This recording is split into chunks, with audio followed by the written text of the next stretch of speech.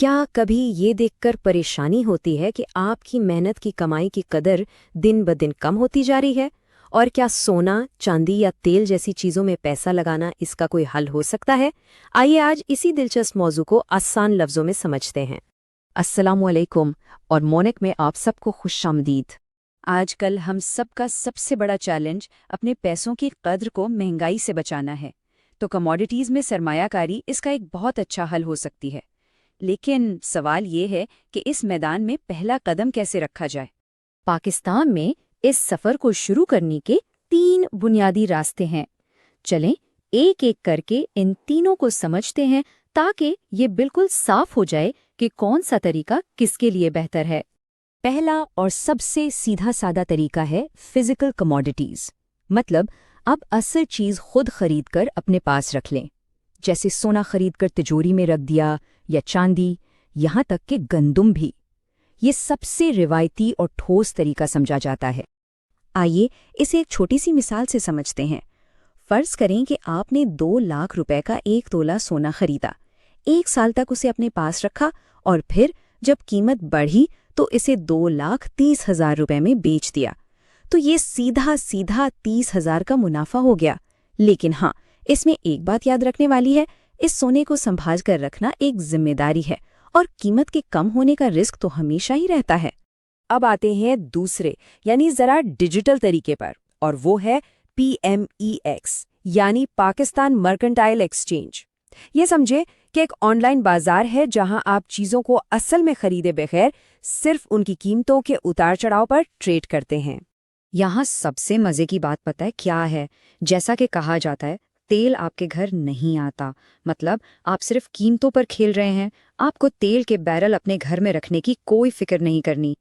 मसलन आपने 80 रुपये फी यूनिट के हिसाब से तेल का सौदा किया और जब कीमत 90 रुपये हुई तो बेच दिया। आपका मुनाफा सीधा सीधा कीमत का फ़र्क है। ये बहुत तेज़ हो सकता है, लेकिन इसके लिए मार्केट की समझ-बूझ और सीखना बहुत ज़रूरी है, वरना नुकसान भी उतनी ही तेज़ी से हो सकता है। और तीसरा रास्ता है कमोडिटी म्यूचुअल फंड्स। ये उन लोगों के लिए है जो कहते हैं कि भाई हमें खुद टेंशन नहीं लेनी। यहाँ बहुत से लोगों के पैसे एक जगह जमा किए जाते हैं और फंड मैनेजर जो इस काम के माहिर होते हैं वो आपकी तरफ से मुख्तलिफ कमोडिटीज़ में पैसा लगाते हैं। सोचें आपने 50,000 रुपये एक म्यूचुअल फंड में लगा दिए। फंड मैनेजर ने इसे सोने, चांदी और तिल वगैरह में बड़ी समझदारी से तकसीम कर दिया। साल के आखिर में आपकी रकम बढ़कर 55,000 हो गई। यहाँ आपको रोज मार्केट देखने की जरूरत ही नहीं, क्योंकि आपका काम माहिरीन कर रहे हैं। इसीलिए ये नए लोगों के लिए काफी महफूज समझा जाता है। तो अब जबकि हमने तीनों तरीके देख लिए हैं, ये जानना भी बहुत ज़रूरी है कि भाई इस सरमायाकारी के फ़ायदे क्या हैं और इसमें क्या खतरात या खामियां हो सकती हैं। देखें, अच्छी बात यह है कि ये समझना आसान है। ये महंगाई के खिलाफ एक जबरदस्त ढाल है। सोना तो हमेशा से एक सेफ ऑप्शन रहा है और अक्सर जब स्टॉक मार्केट गिरती है तो कमोडिटीज सहारा देती हैं। लेकिन दूसरी तरफ कीमतें बहुत तेजी से ऊपर नीचे हो सकती हैं। इससे कोई महाना आमदनी नहीं होती। इसमें सब्र और इल्म की ज़रूरत है, और ये कोई रातों रात अमीर बनने का फॉर्मूला तो बिल्कुल भी नहीं है। इन तमाम बातों को जहन में रखते हुए सबसे बड़ा सवाल ये है कि क्या ये सरमायाकारी आपके लिए ठीक है भी या नहीं।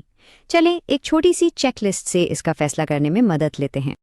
हाँ, ये आपके लिए बेहतरीन हो सकता है अगर आप छोटी रकम से शुरू करें, सोने जैसी महफूज चीज़ों को चुनें और पैसा लगाने से पहले अच्छी तरह सीखें। लेकिन ये आपके लिए बिल्कुल नहीं है अगर आप बगैर सोचे समझे पैसा लगा रहे हैं या सिर्फ जल्दी जल्दी बड़ा मुनाफा कमाना चाहते हैं। तो अगर कोई इस दुनिया में अपना पहला कदम रखना चाहता है तो उसे कहाँ से शुरू करना चाहिए? इस बारे में एक बहुत वाज़ेह सिफारिश मौजूद है। जो लोग अभी बिल्कुल शुरू कर रहे हैं उनके लिए सबसे बेहतरीन और महफूज रास्ते 2 हैं। या तो फिजिकल सोना खरीदें या किसी अच्छे कमोडिटी म्यूचुअल फंड में इन्वेस्ट करें। ये दोनों तरीके आपको सीखने का मौका भी देते हैं और इनमें रिस्क भी बाकी तरीकों से कम है। उम्मीद है कि इस सारी गुफ्तगू से कमोडिटीज सरमायाकारी को समझने में काफ़ी आसानी हुई होगी।